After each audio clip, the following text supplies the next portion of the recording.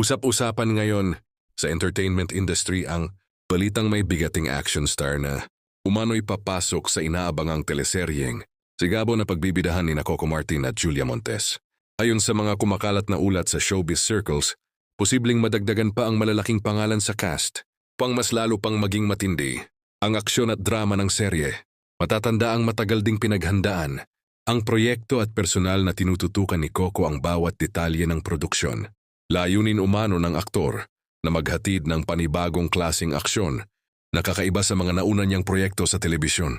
So ayon pa sa ilang insiders, ang papasok na action star ay posibleng gumanap bilang isang makapangyarihang karakter na magiging malaking balakid sa buhay ng karakter ni Coco. Dahil dito, inaasahan ng mga manonood na magkakaroon ng matitinding eksena ng bakbakan at tensyon sa kwento.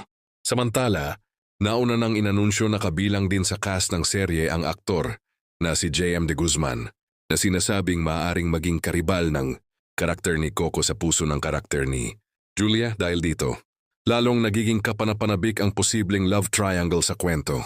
Sa mga naunang panayam, ibinahagi ni Coco na linggo-linggo raw ay may ibang atake at direksyon ang magiging takbo ng sigabo.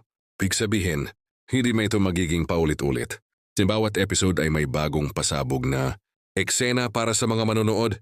Habang wala pang opisyal na kumpirmasyon kung sino ang tinutukoy na bigating action star, marami na agad fans ang nag-aabang kung sino ang susunod na artista na makakasama nina Coco at Julia sa seryeng inaasahang magiging isa na namang malaking proyekto ng Kapamilya Network.